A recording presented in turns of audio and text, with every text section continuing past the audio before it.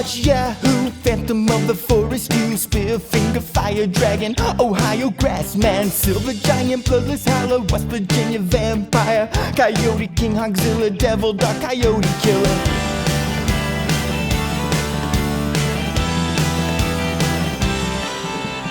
Cave creature, Mothman, Smoke Wolf, Lizard Demon, Ashman, Grafton Monster, Cow-killing bastard, Shadow creature, Dustman, Cherokee, Death Cat, Wild Man, Great Fire Rape. What else do I have to say? Steal yourself some chicken wire, and I'll get some lumber. Catch the Thunder Brothers.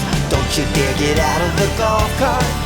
We can keep our big seats while we hunt the big feet. Snarly Gastro Team, Red Island Bear Beast, Silver Giant, Squalling Savage, Black Wolf was kind of average, Stone Giant, Raven Mocker, Midnight Whistler, Wampus Beast, Wawa Woman, Ohio Grassman again. Technically Huckleberry Wolfman or Wolf County need to find the X again if we hunt the Lightning Man. Webster's Werewolf, Daily Howl, Kentucky Hellhound, Little Girl, Headless Horror, I can't take it anymore.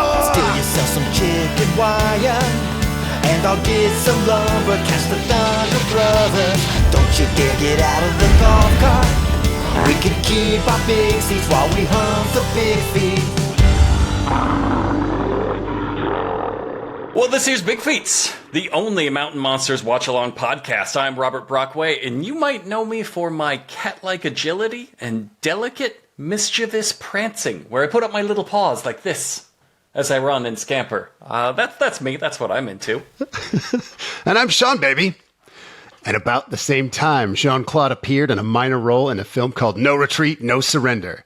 And when Sheldon and I saw it, he shouted excitedly, "This guy looks just like you!" Perhaps Sheldon exaggerated a bit. Jean-Claude barely reached my shoulder in height. And I am New York Times bestselling author Jason Pargin. No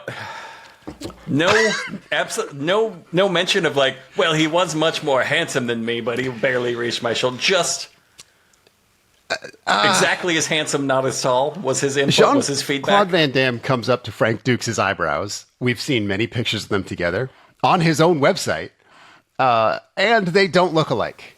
No. Only a madman would think they look alike. Every time on this show, on the YouTube uploads, the top comment is always saying, "Why are you wasting time with this Bigfoot show? Why don't you have a whole podcast dedicated to that Frank Dukes book that Sean reads from at the start of every episode?" But that would be such a desperate, so ridiculous, pathetic thing to do. Like, it's a really good idea. I can't believe YouTube gave us that idea, and now we have to credit them for it. This is why we don't take unsolicited YouTube comments. My first plug is for The Secret Men, a Dog's Own special podcast about the Frank Dukes book, The Secret Man. See, there's no way to tell if that's real or not. Based on the way that we live our lives and present ourselves in general, there's no way to tell if you just made that up right now or if that's a real thing people should look for. And therefore, they won't. They won't go look for it because they assume we're fucking with them. God damn it, I'm not going to explain. I can't believe it either. I really thought I was going to turn this into a plug, but no. All right. I will plug my new book. My new book is not so new anymore. It's called I Will Kill Your Imaginary Friend for $200. It's not so new because we are about 6 months post-release. And it's still going strong. It's getting good reviews. I've gotten a few messages, one of them just the other day, about people that are teaching it in schools. They're teaching it in like a curriculum of some kind. So if you haven't checked it out because you don't want to read something written by the kind of asshole that I am, I hide it really well. I hide it really well in that book. I do a good job. I guess that's my plug. This far into it, you should be plugging the next book. Do you got the next one coming? How about you, Jason? What do you got? Well, for one thing, it's still better to buy Brockway's book because it's actually out. Mine is still a few months away. But yes, book 5 in the John Dies at the End series is called There Are No Giant Crabs in This Novel, a novel of giant crabs. It's a hardcover. This is the floppy preview copy that I'm holding up for the YouTube cameras. I know the people only listening don't know that I held anything up at all. Or maybe I didn't, and maybe this is just a bit. But all of the buy links are at bit.ly/crabs, all lowercase. Check out them crabs, or not. Again, buy Brockway's book. His is already out. It is far more important to buy a book that exists than to pre-order one that is months away. That is the exact opposite of what we always say when we're looking for pre-orders, though. That is the exact opposite of what we have said many times on this podcast. But you should buy them both. Wait, nobody's going to do that. Okay. Yeah, that's do like that. $75 worth of books now. It's easy. It's ridiculous to ask people to buy even one. It's 2026. That's 4 Taco Bell items now. I don't know what money means. It's true. I went to Pal's the other day. I bought exclusively paperbacks because I have too many hardcovers right now, and sometimes I'm like, I don't want to read a hard book. This is I don't know why, but sometimes I'm in the mood for a flaccid book. Still spent like $120 on like 5 paperbacks, something like that. It's just like, God damn it. How do people do this? And why do I keep asking them to do it? They should give us money at our Patreon, patreon.com/1900hotdog. That supports this podcast. We charge $5 a month at that price. You can't, there's literally nothing that costs $5 anymore. I can't think of a daily comedy from comedy legends on the internet. That's it. We gotta raise the prices. You better hurry right now before it occurs to us to raise the prices to human levels here in the year 2026. You walk into a Starbucks and say, "What can I get for $5?" And they will pick up a glass and smash it into your face. Yeah. And say, "That's what you get. You get a freaking glass to your face. How about that?" What can you get for $5? You can get the fuck out of here, buddy. Am I right? And then they all high five. They're just ass-crushing jocks over there at the Starbucks. Yeah, they can all kick your ass. We should get onto the topic. We haven't even explained really what we are beyond a Mountain Monsters Watch-Along podcast. We're that, but we should probably explain what Mountain Monsters is. It used to be a monster hunting reality show where every episode was they go out in the woods, they pretend to hunt Bigfoot, a different kind of Bigfoot, different species of Bigfoot every single episode, and it was magical, it was perfect, and they just started fucking it up, and they have not stopped. So now they've gotten in their heads, they're doing serial storytelling like The Wire, like the show The Wire. They're going to do cross-season, multi-season storytelling, episode by episode. They're all going to connect up, but again, without ever planning it, because they're incapable of that. And that's what we're in the middle of now on the final season, season 8. There are only 10 episodes this season? Yes, there's 10 episodes total. We're doing episode 3, so there are 8, including today's. There's 8 episodes left in the entire series before it was shut down. So as we mentioned recently, part of our final season coverage of this is kind of doing a little bit of CSI to see if we can detect if maybe there is a reason they got canceled. Because we had previously joked that like Warner Brothers, after the mergers, they didn't know they had this show. They saw these files on their server. It's like, what is this, a virus? What is these guys? It's like a video of some guys walking around in the woods. What is even... This is a snuff film, right? I'm not. I can't legally watch the rest of this. This is probably illegal. We should delete this and not tell anybody because, God knows what's going to happen. But okay, I know there's so much to get to in this episode. Please don't let me go on too long because there's so much to cover. But I have, as I mentioned, been doing a re-listen of the previous episodes because I've had to spend a lot of time doing silent work and needed something to listen to. But I was mainly curious to kind of see where they started to go wrong. And it was actually fascinating because you could see them realizing, okay, what we're doing now clearly doesn't work. And they realized that like 5 different times. So, because the premise of the show, back when it was Monster of the Week, they got 20 episodes out of that. In the original airing, it was the first 2 seasons. And then the question of, well, why are people watching this? It's built in. Every week, new monster. And every week, the monster is crazy, like sheep squatch. Like, you got an episode about a sheep Sasquatch, and then you let the boys improvise that it has acidic ejaculate that it leaves in trees as a trap to drip down into your eyes. You start with a real monster, let them improvise a bunch of crazy stuff, and that seems like a show that could go on forever. Okay, well, as previous Monster of the Week shows have found out, no, you can't. In this case, they got 20 before they started repeating. Like episode 20 was, it's the grass man again. We ran out. So it was season 3 in the original airing, continuation season 2 in the HBO Max order. That's when they did that Bigfoot edition of the season. And that's when Trapper, in the first episode of that came out, said, you know what? There's 12 tribes of Big Feet. And there's... they use the waterways. They use the waterways, and our job, it's not just that it's wall-to-wall Bigfoot. Our job is to solve the mystery of how they proliferated through the region. They wanted to find the source like one would track a river. They wanted to find where the river of Bigfoot was coming from. Literally, because they use the waterways. You track the river to its source, you will find both the water and the Bigfoot. But you can see an actual intentionality there saying, look, we ran out of monsters. People love the Bigfoot. So if we're going to do Bigfoot every week, obviously it can't just be Bigfoot, Bigfoot, Bigfoot, Bigfoot. So it's like we've got to have a mythology, right? We've got to have lore. And that would actually continue through season 4 in the original airing. And partway through that season when Trapper got sick.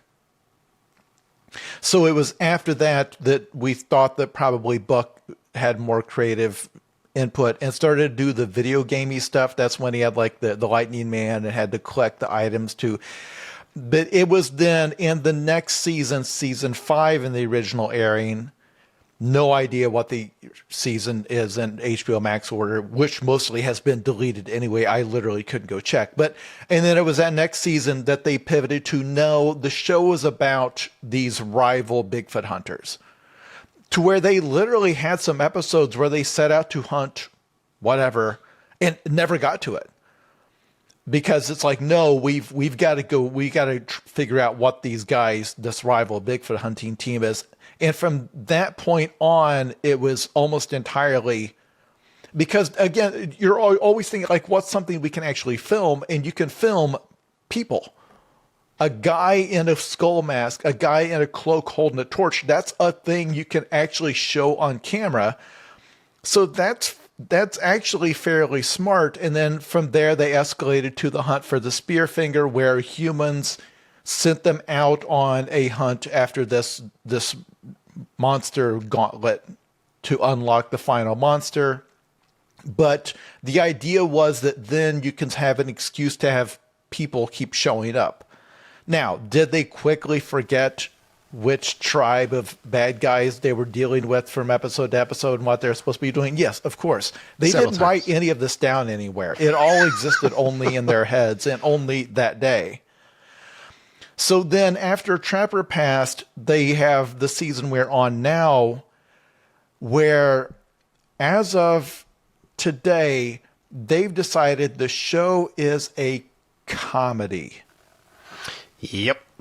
And that this other crap is just an excuse for them to go out in the woods and have fun and make each other laugh. And that sounds delightful on a conceptual level, because I figure, well, what people are coming back for is us.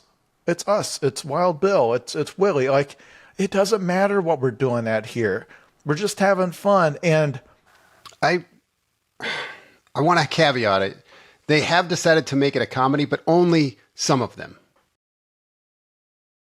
And quick caveat, I want to put comedy in quotes. This is a comedy starring all of your friends who are not comedians, who never aspired to be comedians, but saw comedy on stage one night live and were like, I could do that. Yeah, that looks pretty easy. I And- made you laugh before. And all of them think that it is very, very, very funny.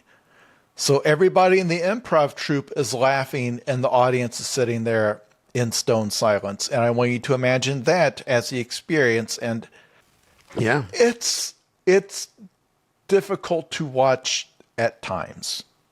We'll get into it. I know I'm delaying getting into it as if I am dreading talking about it. Please don't get that impression. I'm just saying that it's interesting that this is where they wound up and then the show was killed by someone, perhaps God. Well, it is usually my job, if I have a job, to get us back on track to keep the timeline moving. And you will have noticed that lately I quit my job. You just talk about whatever you want, man. You just go as long as you want. Because they're not giving us a lot to work with. I'm very worried about the runtime. And we usually, to be fair, we usually find something, we dig into it, we get there, we make our hour-and-a-half standard episode length. But folks, it gets harder every goddamn episode. Yeah, they don't do a lot. This one's called Mountain Monsters, Bloodbath in the Woods. Holy crap, that's what it's called? What are we jerking around for? Bloodbath in the woods? Bloodbath. What the hell? Their title guy got on point right as they all got right off of it. Their title guy is out here being like, fucking massacre at Blood Point, and they're all like, Blood Point, this sounds like a beach that goes a little something like this. Blah. No, don't do Beach Dracula. Don't do Beach Dracula. We're So previously, Leon, if you need to know, they're going after the Grafton Monster. This started an episode they called Bigfoot or Bust, and then they chose to say that the Grafton Monster is not a Bigfoot, so they explicitly chose Bust. They busted. They decided the Grafton Monster... Go ahead. The CGI is pretty good. It's like a worm-faced, like muscle nude monster. He looks like if a penis became a power lifter. I'm just reading what it says in Brockway's notes. And of course, it's a frozen model. It's not CGI that they will ever use. It's always their frozen model that looks like you unlocked it as a reward for doing something not that impressive in a video game, like a middling achievement. I'll spend 50 of these credits. Why not? Get me a Grafton Monster. They decide he is exactly like Bigfoot, but technically not Bigfoot for some reason. He's a little bigger at 7 feet tall, not taller, but he is up to 1,500 pounds at one point, they have said. He is up to 1,500 pounds. We saw a video of it. It was taller than that, like, 3-story barn. It was clearly 70 or 80 tons. It was a Sherman tank of a monster. Yeah, they did show a little video where they did actually do some CGI. You're right. I shouldn't say they never do that. Honestly, it appeared to be about 20 to 30 feet high. Yeah, the way they had filmed insane. it, and of course, 30,000 pounds. Yeah, but it's even a going 480 shack man tank. Even going off of what they're saying, 1,500 pounds is like 5.5 shacks in a 1 shack body because he's still just 7 feet tall. Right. It's an impossibly dense monster. The issue is that this is from, again, if people don't remember, the Grafton Monster showed up way back in season 2 of the original airing, episode 8. And that was back when they had no concept of how the weight and height ratio worked. I guess they never really figured that out. But it was back then when they're like, 7-8 feet tall, 1,000, 1,500 pounds. Sure. But they can never quite figure out because it like walks hunched over. So the height thing is always kind of weird. And I guess it does now occur to me that a monster that in season 2 they thought only deserved 1 episode, they've now decided they can stretch into an entire season. A whole season. And not only that, but their final season. That's worth going back to him. They called him the Headless Horror because he has no neck. It's just a head in the middle of his chest. They also at one point decided he was... what's the polite term for this? Intellectually disadvantaged? Now, see, here's where it's going to get so jumbled up because I don't even think they remember. Because the way they introduced it in the previous episodes was they decided Huckleberry found hair at that log. And he said, this is Bigfoot hair. And they all started howling. In fact, he said that a year ago. And they all started shouting to the sky, that is Bigfoot hair. Does the Grafton Monster have fur? I thought he was just like a nude muscle thing. The model's a nude muscle thing. They will refer to him as having black hair at some point. See, this is my issue because they kept. It's exactly what I didn't want to do. Because back when they decided that this area was infested by ghostly smoke wolves, they said that they were frightened of the sound of chains jingling, and then one of them improvised. It's like, yeah, it's no different than when you like shake a can of pennies to discipline a dog. It hurts their ears, and they're like, no. It's because it's the sound Big Feet make. They carried chains around, and they said, well, there's a legend of a Sasquatch that is a childlike, intellectually disadvantaged creature that likes to play with dogs, but it plays too rough with them and accidentally kills them. And so they improvised that log was stuffed full of dog collars of where it had accidentally killed a bunch of dogs. All of his friends. And that it had been sleeping inside that log and then ran away and when they startled it. But then they came back and said, well, actually, because Buck did a CSI thing where they heard the growl, and he's like, that growl, it sounds almost exactly like a generic animal growl sound clip from a Halloween sound effects CD, and played it back to back and said, from the hunt they did in 2013, 8 years earlier, he's like, that's the Grafton Monster. Now, why he improvised this creature we're hunting is actually the Grafton Monster, I still don't know. Because the Grafton Monster, again, they're not in Grafton. They're 50 miles away in the Tiger Valley. But they're like, well, it drove here. Yeah. But he improvised like as if that's an escalation of stakes. But the Grafton Monster, it like killed cows. That was the one back in the original hunt. They found like a cow afterbirth up on like a silo. They had dribbled a bunch of blood down the side. And like, well, it kills young cows as soon as they give birth. It snatches the baby cow and eats it. It's like a cow abortion doctor. And that was one where, as I mentioned before, when they left the hunt, they said, the people of Grafton, they need to be scared. Bye. And drove off into the sunset. Your problem now. Our weekend is up. We've all got to go back to work. So I don't know why Buck or why the team, whoever makes creative decisions, their writing staff, I don't know why they improvise this into, you know what, actually, that thing, the fur we found, like the big long brown fur, that was the Grafton Monster's pubic hair or something. Like you can't see it in the model, but he's got like a shaggy bush, and that's what. Do you see what I'm saying? I don't understand what the Grafton Monster adds as opposed to what they were originally doing, which was a Bigfoot. It's a type of Bigfoot. I think invent a new Bigfoot. If you're like a monster, like this is the very famous Lenny log. You want to visit it. It's a big tourist spot to go see where the very dumb Bigfoot tore apart all those dogs. It's like, it's only just 50 miles from Grafton. You might as well stop by. And now Grafton Monster there. battle van. I don't know how he travels, but it's probably a pretty cool accessory. Now he sleeps there with all the remembrances of his old friends that he's accidentally killed with his idiot strength. The greatest tragic creature. So we're going to go out there. We're going to fucking kill him. But you see what I'm saying?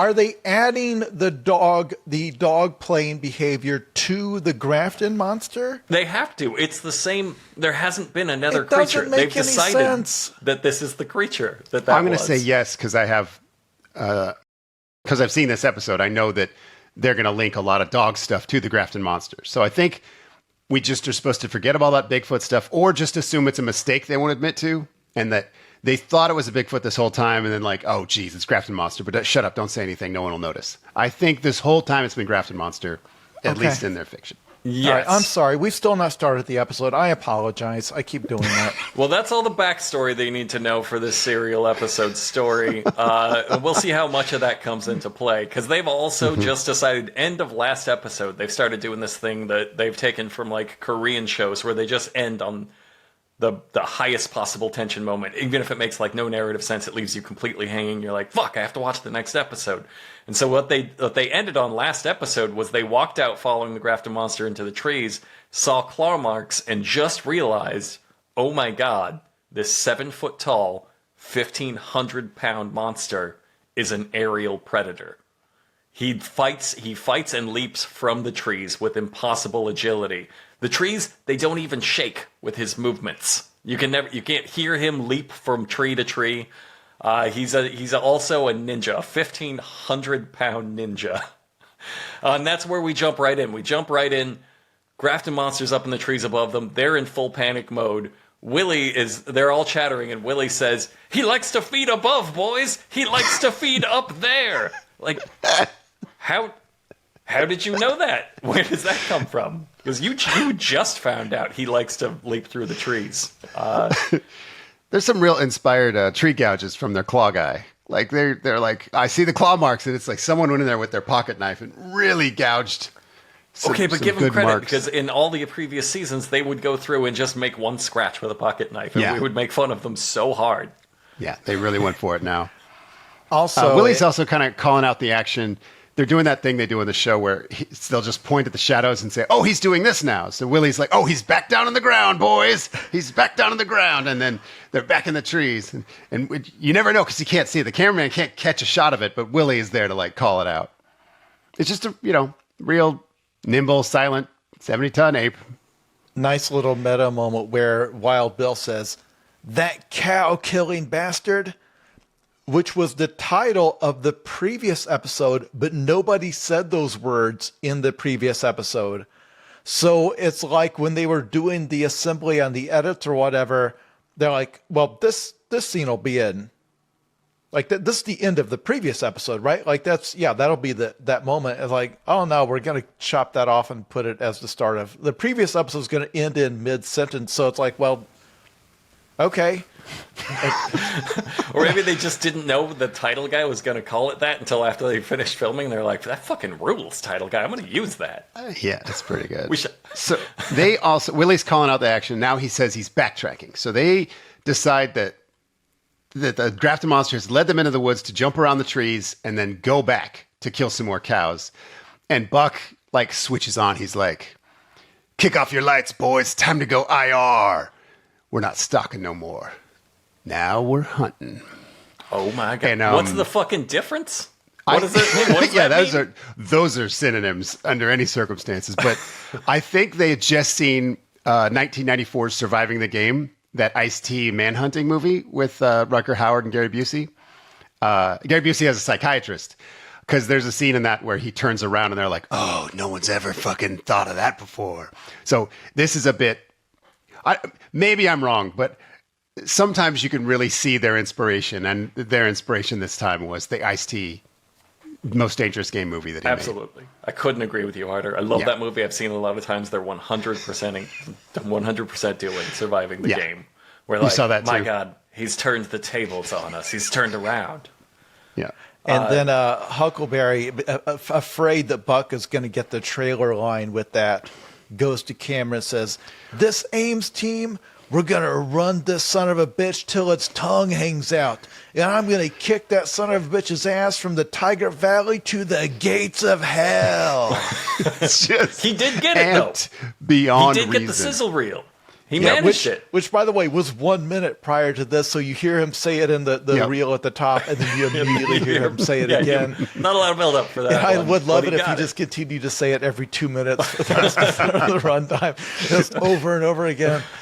I'm so happy for him. It's been a while since one of his like real planned out lines that he's so proud of has made the sizzle reel. Like, he's gotten in the sizzle reel, but it's for some dumb shit that he says that he wasn't thinking about. But this is like, I'm Also, gonna kick your ass to the gates of hell. He also promises. Yeah. He also promises that they're going to defeat the thing with endurance. We're going to chase it until it's exhausted, until this thing that is made of 1,500 pounds of pure muscle, we're going to chase it until it can't run no more. The thing that leaps between the trees with impossible agility, and we're just going to waddle after it until it flops dead from exhaustion. The They might be indefatigable right. Jeff. That takes the amount of calories it would take for that monster. Like, he would have to eat a cow every single hour on the hour. Yeah, it's true. And he's apparently going, that's the stakes, because they decide he's headed back towards Terry's farm. Because Terry was that witness we met last episode who fucking rules. He's headed back to steal another cow, and they're super personally offended by this. That's when Wild Bill, like, says he's a cow-killing bastard, and they're like, so that's the stakes. We gotta go save those cows. Yeah. And this guy is a real clock. piece of shit for eating them. It's weird the things that make them so mad. Like, they're so fucking pissed off at the Grafton Monster, and it just sort of ran into some trees and ran back to maybe eat a cow later. Yeah, all it wants is to eat some cows and stuff. And, like, that sucks for farmers, I know, but, like, you should not personally be murderously enraged. You shouldn't be demanding that you're going to bring him to the very gates of hell because an animal has eaten a cow. Yeah. Not your cow. They're mad it made them jog. I think the idea of something luring them into the woods and making them jog there and back is probably really infuriating now that I think about it. That's probably what pissed them off. So they're headed back to Terry's farm, and then they freeze. My God. Headlights. As we've determined, the scariest thing you can encounter in the woods is another man, which they have done many times. So they are readying their guns. They're ready to fight to the death. Turns out, it's Terry. It's his farm. He drives around it on a truck, and they were going to shoot him for it. They were going to unload on that truck. Terry comes out. He's super heated. He's coming in hot. His dog is in panic mode. It's shitting under his bed because it saw Bigfoot. Well, it saw a Grafton Monster, not technically a Bigfoot. And then they notice that the dashboard of Terry's truck is covered in multicolored rave glow sticks. Not just like a few, hundreds deep. And he has also crammed them into every orifice of his. Pockets are orifices, right? Yeah. Pocket's a kind of orifice, surely. We can't verify they're in his orifices, but they're in his pockets. They're everywhere. He's got so many, and they ask him why, and he explains that the glow sticks scare the Grafton Monster because it messes with his damn eyeballs based on just my hunch, because his eyes are accustomed to seeing after dark and seeing during daytime. Then you got them rods and them cones and them things, and plus the wavelengths. So, let's talk about Terry for a moment. For the listeners, Terry was the wacky farmer who showed up, I think, in the previous episode, but he's the one where when they encountered him, they immediately started doing a bit about milking the bulls. Where they had planned out, they had written a thing where Buck awkwardly says, where I don't even know if I could milk these cows anymore, but we know that Jeff, he likes to milk the bulls. And then wacky Terry, instead of laughing, says, does a multi-step bit about how, you can, that bull milk is actually a lot more valuable. It takes a long time to get a gallon of it, and your arm gets awfully tired. Like, they go deep into bull ejaculate. Like, it goes a shockingly long time. This team loves Wacky Terry's comedy bits. I don't know who he is. He does turn up in Monster Mondays, the Jeff and Willie spinoff show. Okay, so the comedy music kicks in for the first time in this episode, and this bit with the glow sticks,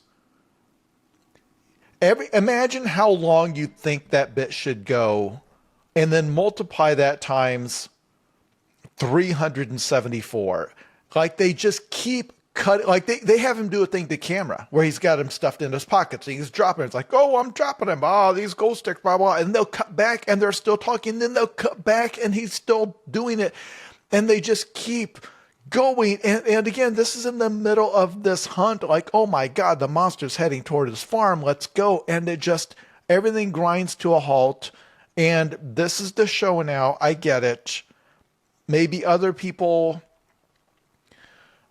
I don't know. I stand Terry. I'm full Terry. I think it's a fine theory that these multicolored lights would mess up the Grafton's vision. I don't care.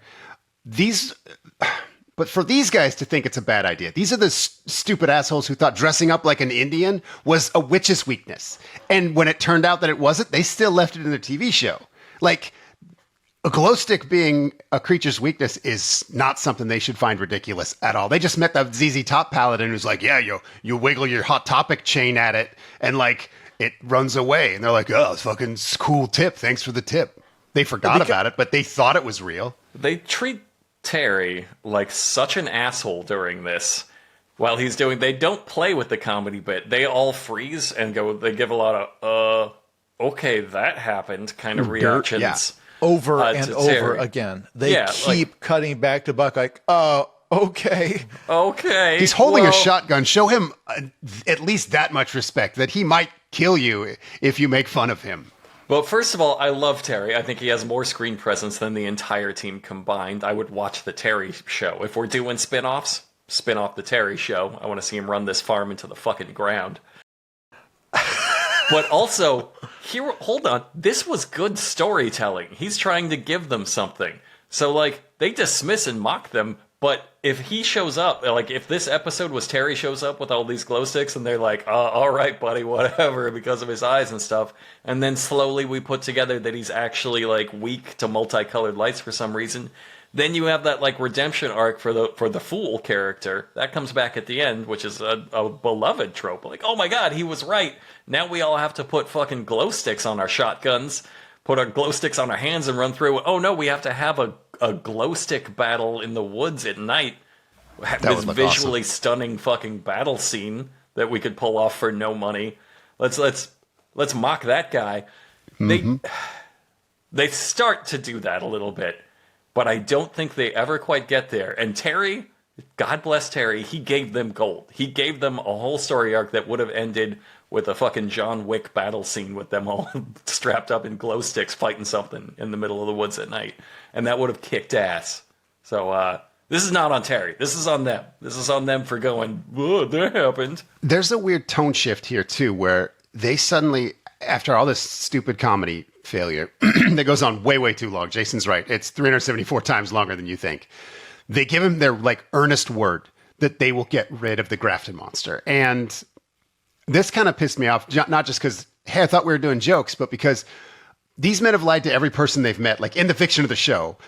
But they've also betrayed each other a lot in real life, and every detail they share about those stories has been a lie. Like, they're in a scandal right now where their fans are accusing them of wasting the money that they donated them to buy eggs that Bigfoot threw at Buck. They know Bigfoot didn't throw the eggs. I know we can't get into it, but I'm saying, like, the depths of dishonesty these men live within. And here they are just turning all these dumb jokes into like, no, a man of honor never turns away someone in need. They always help others and keep their word. It's like, no, you literally never helped anyone on the show, and you've lied to every person you've met. Well, you've endured it. You've endured the extended comedy bit, so of course it's time to jump right into another extended comedy bit. God damn it. I hope you enjoyed that break where they're like, we're men of honor, Terry. Of course, we'll clear your farm, because Buck says clear every bit of the farm, and Wild Bill takes this as a comedy cue to do an extended montage of ridiculous clearing the corner scenarios, which I think they took from us. I think they stole from us making fun of the time that they did this in dead seriousness. Yeah, which was maybe that. A few maybe episodes this is our back. fault. They went through and they cleared a barn, and we laughed so hard because they were like, clearing in the little box, clearing in the little attic, holding each other up. And It read like a comedy bit. They were clearing the corners of Big Feet. They were checking the corners for Sasquatch. And this one's 1,500 pounds. Yeah.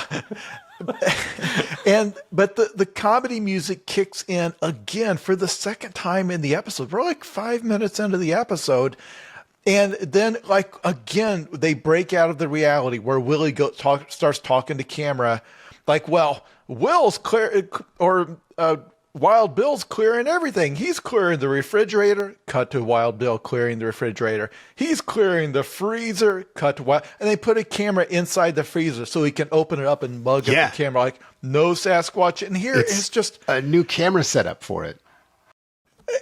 And again, this is the first time, like, they're clearly breaking the reality of the show to do a comedy bit, and that's going to become standard now. They're going to shoot stuff they'll like shoot a Family Guy cutaway where they shot it for the comedy bit. They're going to do that later because they've decided, no, this production is a comedy. That's what the people are here for. And this is like unlocking a new skill.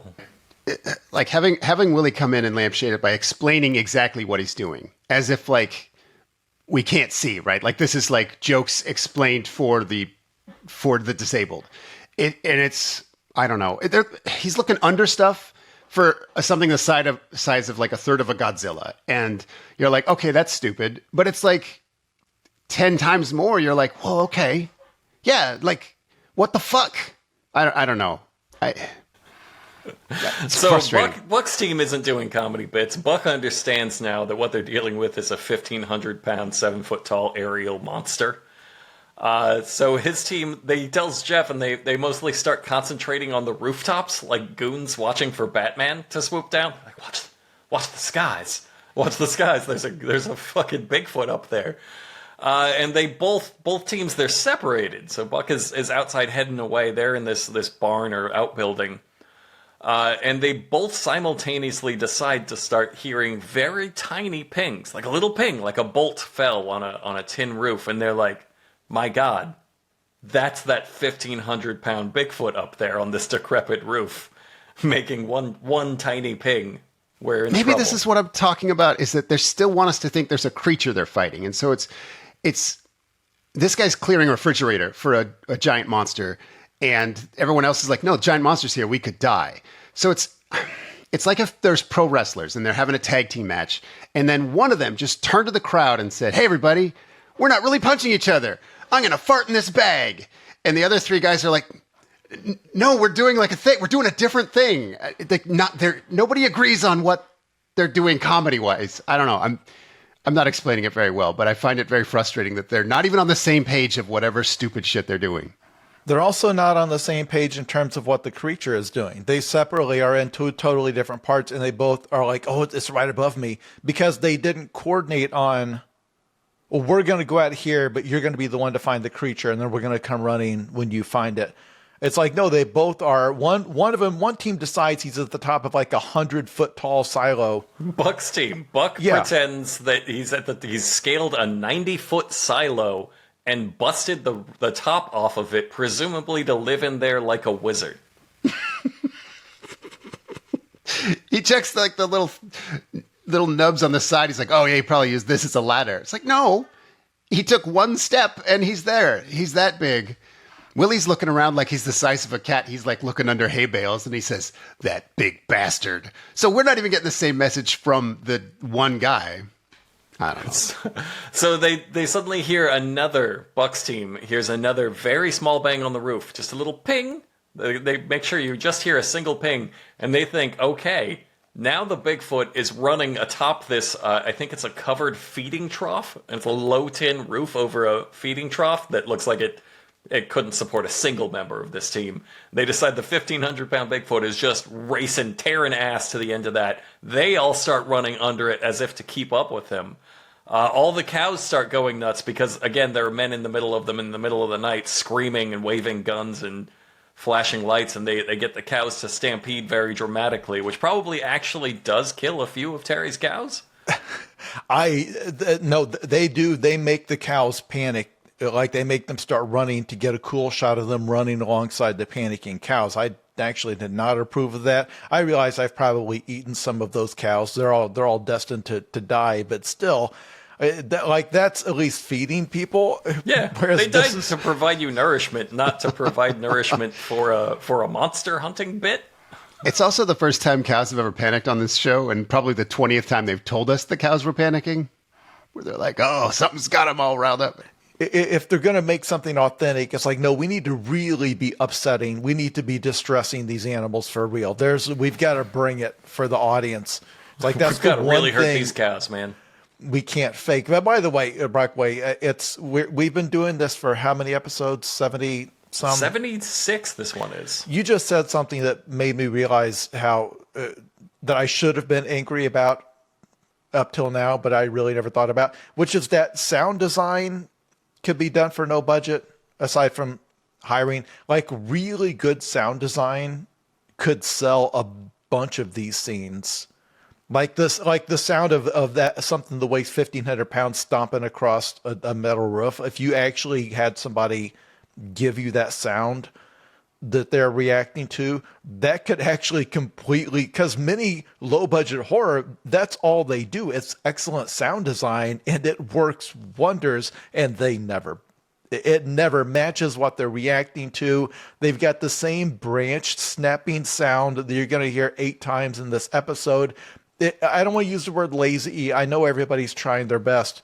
This is the one thing where they don't need millions of dollars of costumes and effects and CG or anything. They just need somebody who cares, and you could make these sequences 10 times more effective with just sound. Whereas, like you said, none of the stuff they dub in ever matches what they react to. Also, it's free to have a guy just come up to that like corrugated tin roof covering a feed trough and just shake a little bit. Like a bunch of dust raining down on you. That like completes the. It is laziness. It's not budget that's constraining They them. don't have even the ethics of a ghost hunting show. Like they'll have a guy in a gorilla suit grab you from underneath a shed. They don't care. They could easily knock some boards off the wall and be like, oh wow, Grafton Monster just smashed into that. Like, they have no reason not to lie. They've already done it. They sat in a circle and every single one of them looked the other in the eyes and said, yeah, I'm Indian. Yeah, I'm also Everyone Always have been. Indian Always enough have to been. dress up. I'll prove it. So they head into action chasing this Bigfoot. Buck decides he took a single step off the edge of the roof and leapt 40 feet over a gate and landed hitting the gate, and also dead silence. In dead silence. He fucked up the jump in dead silence, made that jump flawlessly. Willie runs in after him and says, You can see a trail. Looked like a damn tornado blew through here. Blew through Kansas. And then he points down to like a single trampled dandelion to like comically small little trample spot. So Buck remembers, like, hold on. If it's the idiot Bigfoot, he made the really bad teepee, like the idiot teepee, where like they decided he was too stupid to make the stand alone structure like all of the BIGFEETS do, so he had to build one around a tree. I guess maybe just because he can't look up, so he has to like back up every time to see if he's got it right and then come back in. So Buck decides, well, I gotta see that without any like investigative information, like just that must be really funny to look at. Let's go check that out. And then they get taken by surprise again. Headlights. My God. Headlights, the most dire. It's Terry again. He's still driving his truck on his own farm, and it scares them every time. But Terry comes out, and they tell Terry they drove the Grafton Monster out for good, which, no, you just said that was his house. He lives in a wizard tower in fucking silo. Right next door. Tell him that. Tell him he lives in your silo. If it took him 1 second to jump off the silo and into the woods, it will only take him 1 second to jump back. Like, and he just did that. He's 1 second away. No, you didn't. Yeah. Why would you think he's gone? What did you do to him that would make you think he's too scared to come back or whatever? He already came back once tonight. He'll never come back twice tonight. But that's enough for Terry. So Terry thanks them the traditional way by bringing out a full tray of home-baked, what he calls, teeny weenies, pigs in a blanket. There's a moment here where Terry thanks him for getting him off his property, where Buck, like, cool as hell, goes, "It's what we do, buddy." And then he gives him a tray of teeny weenies.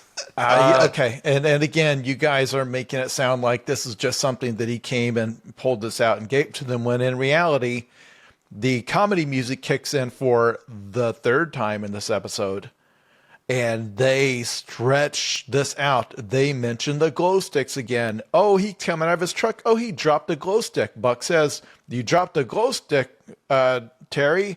And Terry's like, "Oh, it's been a rough ass night." And they go back and forth. And then he's like, "Hold on, I got something." And they say, "It's not more glow sticks, is it?" Got a And tray then- of fresh baked glow sticks for you, boys. And then he's got a thing of, it's pigs in a blanket. And then they don't cut away from that. They all start eating them. And then they do interviews to camera about them. And then they say goodbye to each other about 10 different times. At one point, Buck says, "This is the weirdest hunt I've ever been on." Specifically because of the teeny, a man brought you food for like essentially doing animal control. In the fiction of your universe, you got a skunk off of his property. A madman obsessed with chemicals brought them food, and they're like, "Fuck yeah, let us eat." Oh, I Let's eat it. 100% believe they would eat this without hesitation. Yeah, I don't disagree. I'm just saying that it would not be a huge shock if after they ate, Terry said, "Now that your insides are filled with glow stick, Grafton Monster can't harm you." Jeff turns on the thermal and they're just full of glow sticks. Bioluminescent. My notes here are that, wait a second, maybe the bloodbath in the woods will be them finding Terry.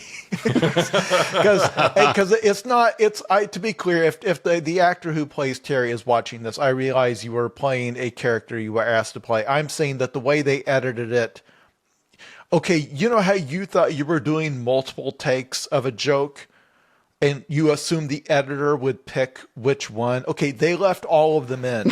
They did. And so when I saw your headlights show up, I felt like my doctor was about to give me a grave diagnosis. Like, oh no, they're going to do more Terry goofing. And so I spent the rest of this episode just like wound up tight. Like, you can't bring Terry back. This can't be a comedy rule of threes thing where he comes back with some other. No way. Terry, best thing to happen to the show in years. All Terry. Idles up. All Terry. No one's driving all the it. time. Terry's turned inside out in the front seat. Like, oh, They do like they don't often bid the guests a fond farewell and thank them for their time. They're like, "Goodbye, Terry. Goodbye, Terry. Fare thee well, Terry." And Terry like heads off and gets in his truck and then gets like a somber driving away moment. Like maybe the show realized what they got there a little bit. Yeah, they love Terry. Or they are implying that Terry was killed off camera. It's like this was the last time our friend was ever seen. Anyway, they called it a night. No need to pursue the monster. They had a little snack. Job done. He'll never come back to live in his wizard silo, the Bat Bigfoot of Grafton County, or what the fuck ever. Where all of his food is. Yeah, where he loves to eat all the cows. So they cut to the next day, and it's finally happened. I know we've all been waiting for it. Buck has COVID. This is. We've said this is post-pandemic. It's not really post-pandemic. It's like it's the point where a lot of people decided it was post-pandemic. And so we got back and Buck very clearly has COVID. He's lost his voice. And Buck says, Wild Bill is going to be my mouthpiece. So I hope you're ready for yet another extended comedy. They do like a minute and a half of Bigfoot stuff. And then they're like, all right, we've earned this. We've earned this 15 minutes of comedy. The comedy music kicks in for the fourth time in the episode. Jesus Christ. And they comedy's start doing way too strong a word. Because he's like, I can't talk, so Bill, talk for me. And then he says, supercalifragilisticexpialidocious. And Wild Bill's like, derp! And then he goes, hippopotamus, which Wild Bill also can't say. End of bit.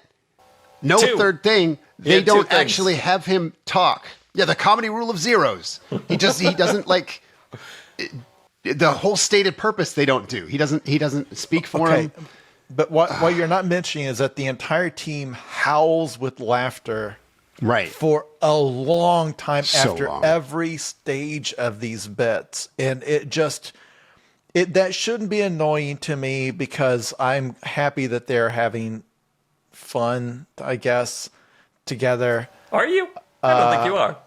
But it's like, okay, but you don't need to film it. Like, I don't know. I don't know. I don't like when they do these types of scenes because I'm sure they're having fun. But then there's that manic extra minute of laughter where they're like performing the laughter. And that's when it gets a little serial killer. Right. Because they think they're selling, instead of just doing the bit, they think it's so much funnier than the audience And that's the one place you can't be. They're doing laugh track. They've seen a laugh track on television. They're like, we can do that. Just like comedy. We can do that. We can do anything. So, like Sean said, they're done with the bit. They do two things. Wild Bill does not participate. And then they decide the whole thing, he no longer has to speak for him. This will never be brought up again.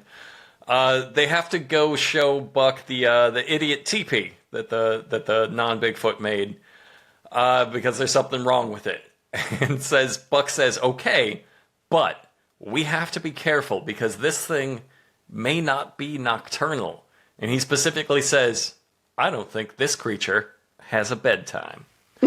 So first of all, not as cool as you thought. The line is not as cool as you thought. And second of all, it can have as many juices as it wants. It might have a bedtime. You guys are the one that made it special needs.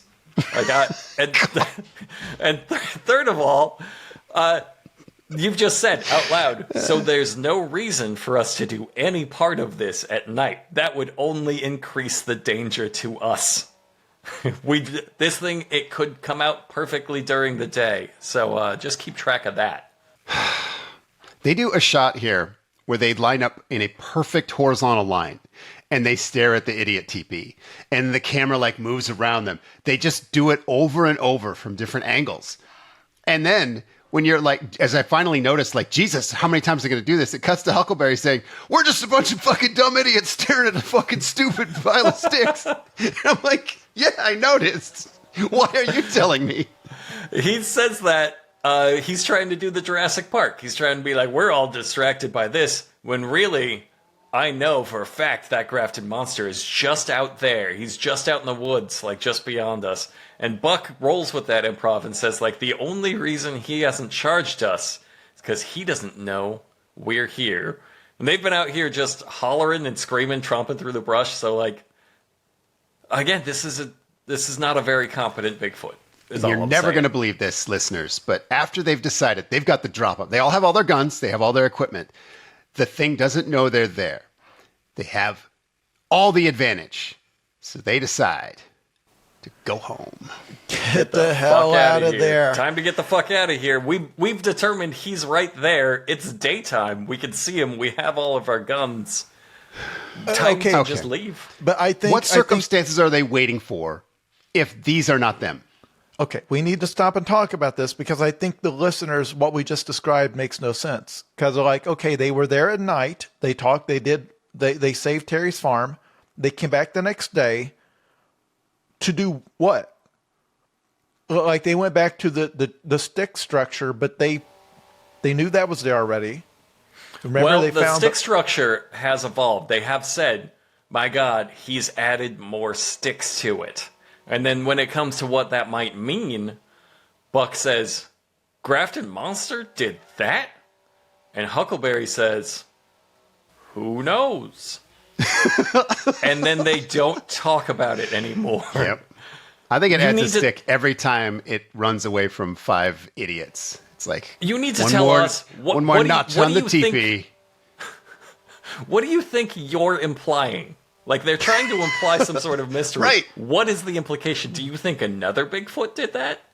Is that like a Bigfoot? Are people coming out here and faking a Bigfoot? Are you going to do a Scooby-Doo? You can't just go, who knows? You do. You know.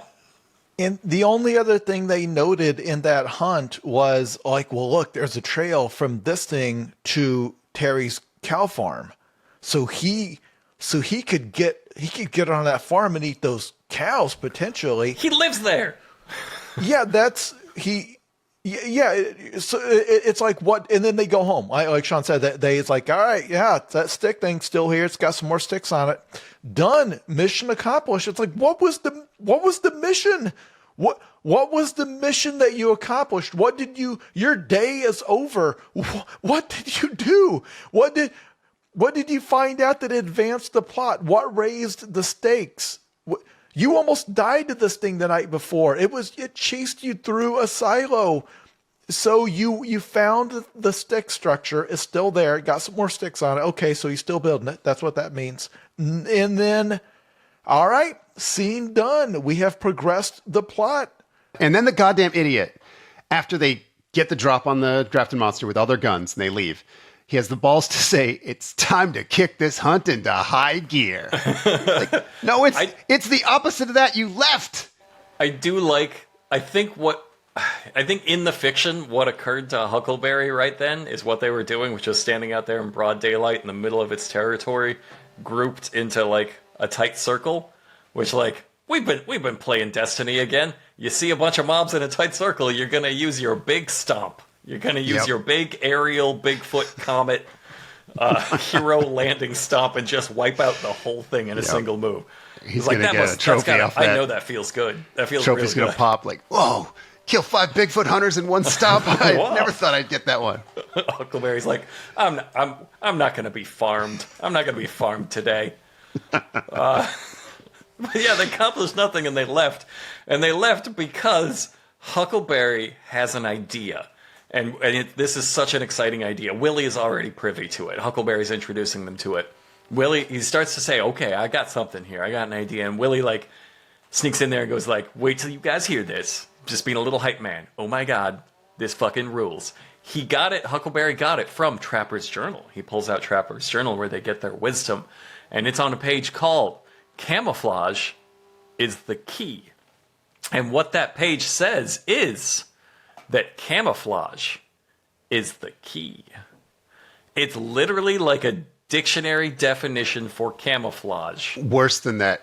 It's like a 5th grader's report on that dictionary definition. It's like, from the lowly owl to the elusive snake, camouflage is nature's way of hiding. It's so fucking funny to be writing in your personal journal. Oh. And you would think, okay, so then he's going to say, Trapper describes a method of camouflage that he used. No, he closes the journal, that poem about how, every hunter enjoys camoufage. It makes it harder for them to be found. They're all fucking wearing it. They've been wearing literally their whole adult lives. Every single person there. I'm going to count Jeff's little gnome hat as camouflage to blend into gnome society. They're all wearing camouflage. Some of them multiple articles of camouflage. All he does is define, there you go. We should use camouflage. That's not a comedy bit. They don't play that as a comedy bit, to be clear. They're dead serious. That's like, oh my god, Trapper, he's a genius. He's still looking out for his team. I write down, so they're just going to build a fucking deer blind, and then on cue, like I hit the question mark in my notes, and Willie brings out a diorama of the tree structure and 2 little baby boxes covered in leaves. I love that he built the diorama. A little model of the entire area around that tree structure, including the tiny little stacked rocks. It is the most detailed freaking thing adorable he's ever built. He's so bored. I loved it. He's so bored. They haven't done anything with Willie in a long time. You can see him getting real cagey. He's loud and weird. He's just saying weird. He's up in that's where he feeds in the trees, boys. I don't know what I do. I was the trap builder. And the model serves no purpose because it doesn't inform what they're doing, because his idea is just, we'll just make some blinds. We'll put some blinds around that tree structure. It doesn't require a model. You just verbally tell them, yeah, we got to put up a thing with a bunch of leaves on it. We can crawl inside and see if it walks past the teepee. Right. And I need everyone to understand. This is how he builds traps. These are boxes. He's building boxes. The Ames team is going to trap themselves. I thought it was the opposite of hunting earlier when they just snuck up on it to leave. But no, this is the opposite. They're leaving the hunt to build a trap and locking themselves inside it where the monster feeds. And they're nature documentarians at this point.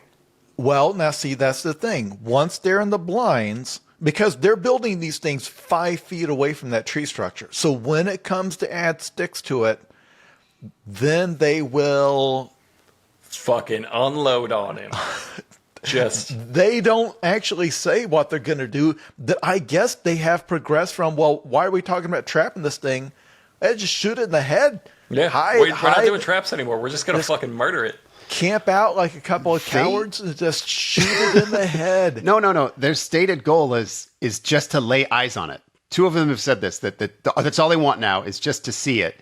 Even though they've been watching it jump around all night, and they What's just that snuck gonna up do on for- it and saw it, and it didn't see It's them. going to kill all of Terry's cows, and that personally offends them. It murders dogs. They must defend the honor of dogs. Like, the implication is very clear for this whole season. We're going to blow the shit out of that thing. If we can get there, we're just going to...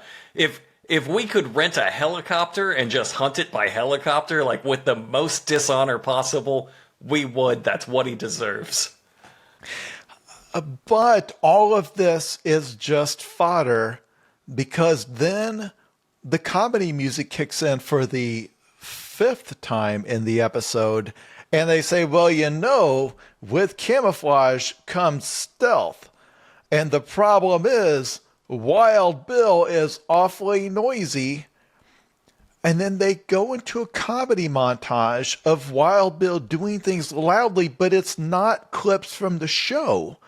They staged a series of cutaways where it cuts to him saying he talks loud, cut to Wild Bill talking loud. He eats loud, cut to Wild Bill. And these are all things they shot for that segment. So it's like Wild Bill with like a frozen burrito, like, my burrito's too noisy.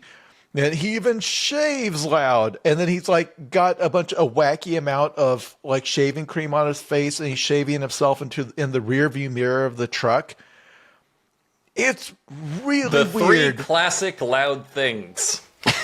Shaving, eating, and talking. This is like 4% of a Hee Haw episode. Like, I could have sworn Ethel Merman is going to come out and do a number.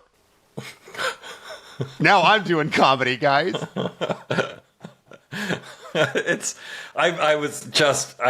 My gut dropped when they did this, because I realized that they learned from the montage of Bill clearing all of the various funny things. I was like, oh no, they've like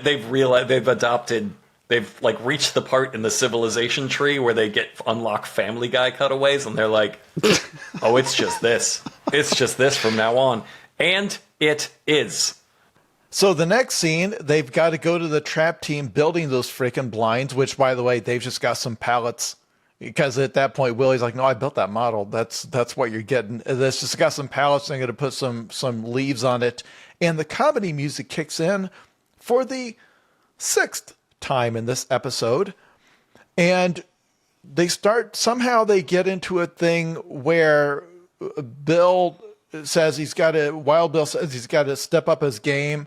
Okay, he's like, well, think about it. On this team, Willie's the agile one. And they cut to Willie doing a staged running along a thing. Cement barricade, balance beam. Cement barricades.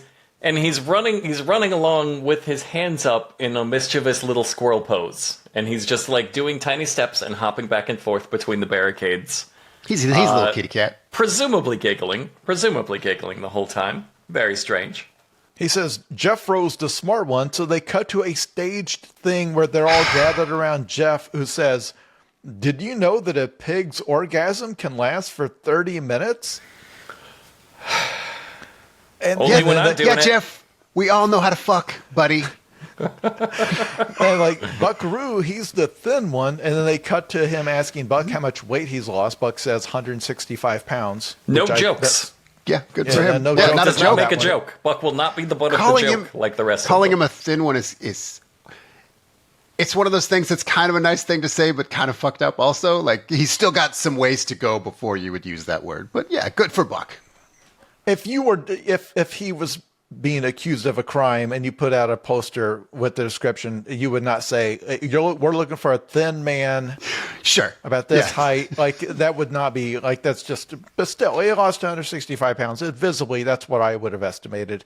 And then Wild Bill cuts back, he's like, Huckleberry, he's the handsome one. And they cut to Huckleberry looking into the same rearview mirror where Wild Bill, because they shot all this stuff at the same time. They shot a bunch of goofing, and then now he's like preening into the mirror and like adjusting his eyebrows or something. And that cuts to Wild Bill watching him with a pair of binoculars. I didn't write down what he said. It wasn't weird at all. I don't even know that I noted it. At this point, my notes are just, is it still going? This is still going. This is still going. I was too distracted by Huckleberry. They asked Huckleberry to play like, okay, in this scene, You're very handsome. It's classic Narcissus stuff. And Huckleberry's like, oh yes, the myth of Narcissus, who saw his reflection in the waters. The Vanity and he Smurf. knew exactly what to do. And so he plays this as, I'm going to look at myself very closely in the truck mirror, and I'm going to stroke all of my hair and just laugh and just go, you're like, what? That's not handsome behavior. What is that behavior? Yeah, it's pretty fucked up. Also, what am I watching? Why am I watching this? Why is this a TV show that somebody made where they've abandoned the Bigfoot stuff? Is this even... Are they even pretending that there's like urgency up? I think it was 2 or 3 episodes ago where I actually kind of credited them with giving them more roles. Like Wild Bill was tracking and Buck did calling. Like the things that they say in the intro, they were starting to do them like an actual A team. Like they all had abilities. And so I thought, hey, this is a good extension of that. And then immediately it was like, oh no, they're fucking it up. They're like, this is stupid. So Jeff, while he's doing he does all of this to say, well, now I'm the camouflage guy, and he wraps himself head to toe in bushes and leaves and stuff, and that was it. That was the whole point of the bit. That's why we burned all those minutes of TV show, was to put a bunch of leaves around him. So Jeff walks up to the blinds that they've built, and he stops, having instantly seen it, and says, "My God, I nearly didn't see it, and if I nearly didn't see it, that means neither will the Grafton Monster." It is a giant rectangle right next to his favorite teepee. Also, at no point does he... I saw it instantly, but I nearly didn't see it instantly. And if I nearly didn't see it instantly, then the Grafton Monster will also nearly not see it instantly. Yeah, that was my quote of the episode. If I almost walked by it. And if I did that, then so will he. Yep. And then just bash it to pieces. Hey, with hey you guys, all inside of it. I wonder if this animal has a better sense of smell than you do, because I'm going to say, I don't think I'm being unkind saying that these men are not scent free. Like, do you see what I'm saying? Like this thing is close enough. Like my dog would smell them there, and it's not a hunting dog. It's like, it's a dog that lives in my house. But it would say, oh, there's people inside that thing. I can smell them. I wonder if they have food for me. And she would run over there. You fool. It's finally my time. Jason, you fool. We've established the Grafton Monster is a visual hunting predator because of the cones and the rods plus the wavelengths. Oh, of course. I forgot about the All wavelengths. of that. Flawless. And that means, since he's so visual focused, he won't see through the camouflage that you saw through instantly. Let's not focus on that. Let's distract from all of this. These square, a shape that does not exist in nature, the cube. He will not notice the 2 cubes in his house. Yeah. Like they're not off builds in things. the bushes. They're in the middle of the land that he cleared around his teepee. There's 2 cubes there. You know, the shape that the people live in. The shape that the people make for the things they live in. Luckily, we're saved from thinking about this by the sound of a dog dying. Thank God the comedy stopped so we can all pause and listen to a dog from start to finish die, according to the show. So they hear a dog. They stop this. They come right out of this comedy bit to hear a dog just yelping and barking off in the distance. They make a real heroic choice to be like, we've got to go help that dog. And then they take a few steps and they're too slow. They don't make it. They don't help the dog. The dog dies. They could have still kept going. I watched. They stopped before the noises stopped. Yeah, so they stopped they at knew the they edge of weren't a gonna make it. field, and they saw that it was a very long field, and they were like, well, Yeah, it was we an gotta just insincere listen effort. to this. Yeah. As Willie puts it, and I really liked this. Willie says, damn, something's really fucking that dog up. I love that too. It's so weirdly conversational for the show. Like I would say about like a UFC match on the background Yeah. as I walk by. Like, damn, you really fucking that guy up. And then just continue walking. Damn. Dog didn't even land Also- a shot. When they give up and walk away, we get a drone shot from overhead of them walking away. It's like, hey, why don't you fly that drone over there. Yeah, See if you could see the Grafton Monster tearing out that the dog dog. apart. That would be. I realize you couldn't air that in your show, but it'd be of some value to science. Would tell you where it is. At least see if you could go save the dog. Like maybe the dog's not fully dead. You could go save And it. I mean, I just let's say imagine the dog's a lost cause. I still think maybe you should go look at the crime scene, or just see if you can spot the giant monster that's killing the dog, or maybe it's just killed the dog. It's right there. I mean, just you could. What you missed out on. You missed on such a poignant moment of the dog realizing, oh my god, he's done it again. He's killed his friend, and just weeping into his giant hands. Like that would have been a beautiful shot to end like a nature documentary on. But instead, what do they do? Oh, no, these can't be. My notes say they just leave.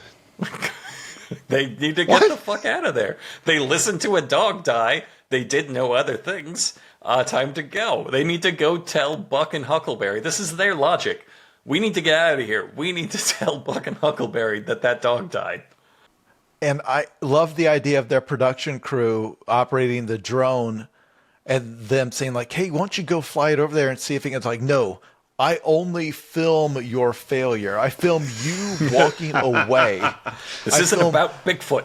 No, this is about you fleeing this animal in distress and abandoning your job. That's what I'm filming from 500 feet. I want to see it. I want to see what God sees when he looks down at you. Like, just the only person involved in this, just the cameraman is a legitimate artist for his integrity and his thesis of like that I could perfectly distill man's nature in the failures. Willie has another good line here where he says, "Sure ain't looking good for dogs."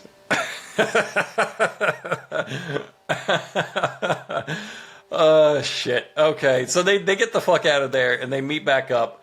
Wild Bill decides, hey, guess what? Jason, you want to give us a count? The comedy music kicks in for the 7th time in this 46-minute long. How long are these episodes? 40-some minutes long? Yeah. Camo bit. It's not even a new bit. He's not done. He's not done. He carried the camo bit across a cutaway, across locations. Script goes from day to night. Wild Bill still doing bit. They do but the worst joke the show has ever done. I'm sure you know what I'm talking about. Well, no, but Sean, you've been in the situation where you were trying to like make some people laugh, and then a dog got torn apart right next to you. Sure. And so you're like, okay, later, I'll pick it up later. I'll pick that up. Like that kind of ruined the bit. Tonight, I'll bring it back. Once and then we're all over that. Once Yeah. we've all forgotten about that dog we heard get shredded feet away from us. Like, hey guys, remember that bit I was doing earlier? The thing on my head? Yeah.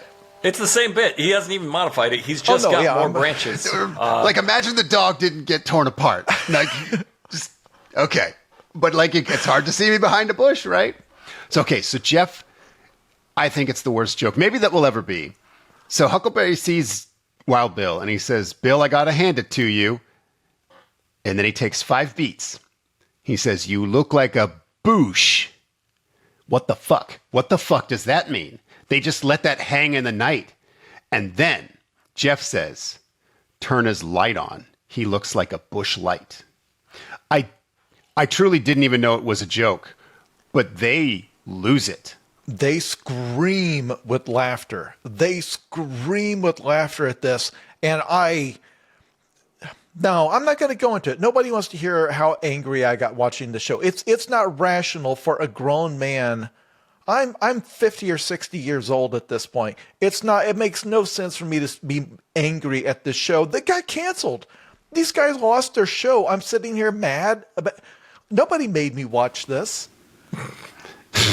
Brockway might have. You could make the case that Brockway did. Yeah, I did a little bit. But I did look down at the bottom and realize there's only 4 minutes left in the episode. It's like, oh, this is the climax. That bush light joke, there's 4 minutes left. This is the climax of their hunt. And close the show down. But what I hated the most is like it was clearly set up. Like it wasn't like just, fuck it, this popped into my head, I'll say it. It's like the Huckleberry's setup. Like you look like a boosh that's nothing. That was to set up this pre-written joke. I'm so fucking pissed off about it. You know what? I think I'm gonna disagree with both of you guys here. I think the worst joke comes next, because after all of this goofing, Buck decides he wants to steal the bit. He wants to steal this dog shit bit that no man should have. And he's like, no, you're getting a little attention from it. I want it to be mine. So we cut to a testimonial of Buck, and he says, you know what's really funny about Wild Bill's camouflage? It's poison ivy. It's not, though. It's plainly visibly not is the first thing we can see it. And second, nobody plays along. They never pay this off. There's never a part where, like, he realizes all of a sudden, oh, I'm holding poison ivy, or he's itchy for the rest of the episode. No. They just ignore him. But they all completely redeem themselves comedy-wise, because they decide, all right, got to settle down, got to get to the hunt. You know, we got to pull it together, guys. So it's he asks Willie, how long ago did you hear that dog get torn apart? Willie says, that was half an hour ago.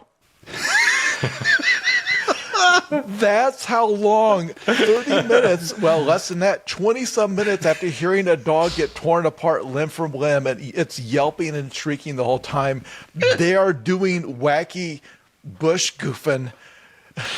It's like, man, you got over that. Like with the edit, you think, okay, well, it's the next day or something. Like, no, that just happened. It's the sound of it is still echoing in our ears. That did not stop us from doing the Bush Light joke and laughing so hard that we couldn't breathe. Like, all right. So they go off to investigate what Jeff says. Jeff says, I think we're investigating a homicide. Is that what it's called when an animal kills another animal? Is that a homicide that you investigate? So Willie finds some tracks in the woods, and they find what I haven't seen in a long time, which is a perfect, comically sharp print that they clearly got from like an IKEA cookie cutter of like a dog print, and they just put it in there. And you're like, oh, that's adorable. It's a little cartoon dog print that you made. They say, oh my God, a dog's been here. Maybe. Yes, it probably has. Probably the one you just heard explode. The one you heard die. They determine there are signs of a struggle all around, but no blood. And then Buck reminds them, okay, but you got to keep your eyes up high. The Grafton Monster, he strikes from the trees. He's an aerial predator. And then they hear noises immediately after that sentence. Where those noises come from? The ground. The bushes on the ground. Can't even, from one beat to the next, can't follow their own logic. So they follow the trail deeper into the woods until Willie changed a little bit. The pandemic, now, you know what? The pandemic changed Willie, is what happened. Because he's gotten a little weird since they come back. And he really vamps the fuck up for his line, hey guys, we got blood. And then he goes, oh yeah? We're on the blood trail now. It was a half an hour ago. Yep. That dog died a half an hour ago. They never looked. Willie has a line here I love because, again, remember he's like that. Oh, the dog's getting fucked up. He keeps that same energy. He says, we want to make sure we keep our eyes out for that Grafton Monster, because if he grabs hold of one of us, it could be like one of them cows. You can check your head clean the fuck off. It's like, when did he start talking like a normal dude? It's so funny. Also, they did bleep that, so I'd like to give an alternate line read.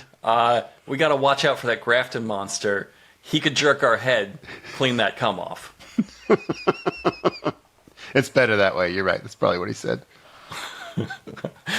So they keep finding more and more blood, as Buck says, a pile of blood.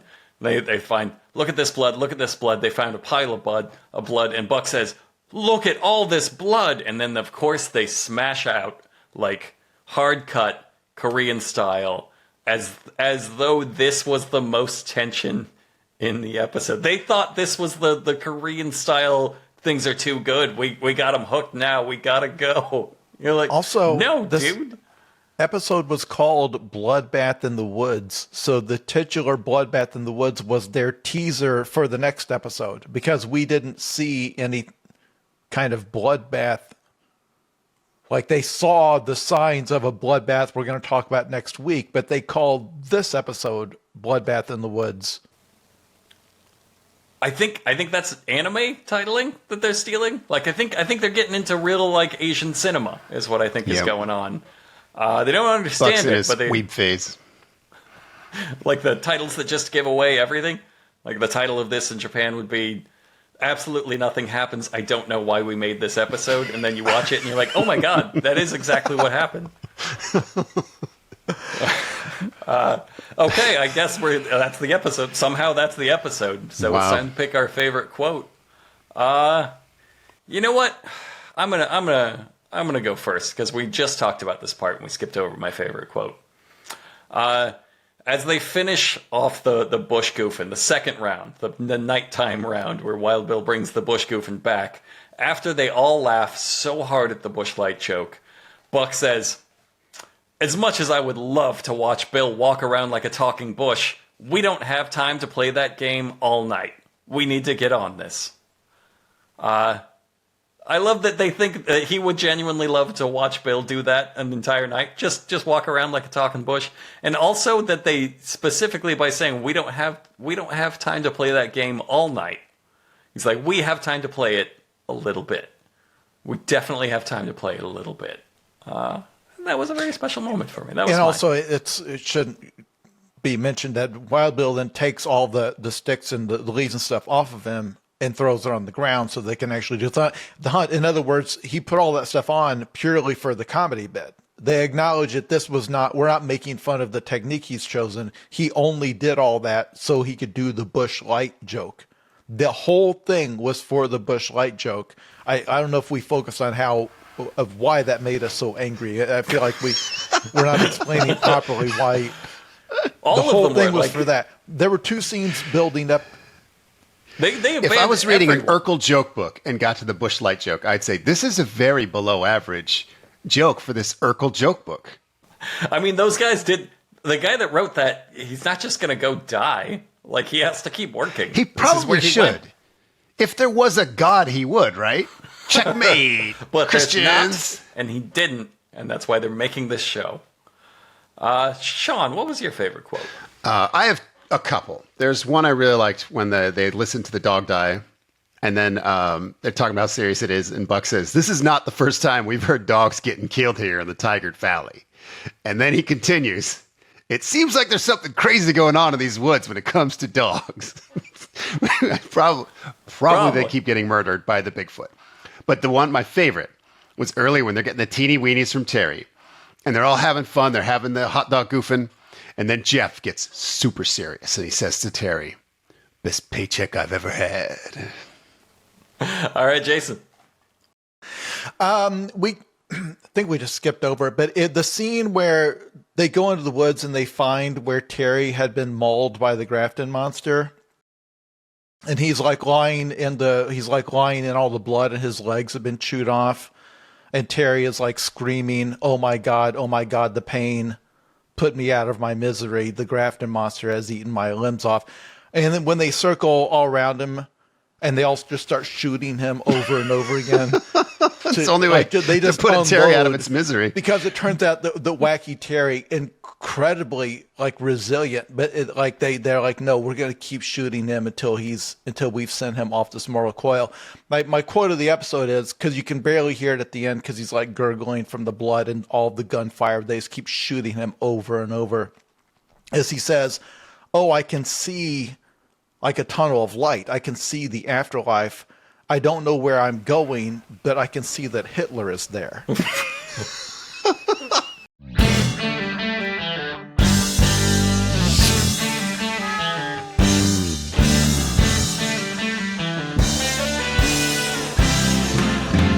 Because you have to be a Bigfoot, didn't you? You had to open up your mouth.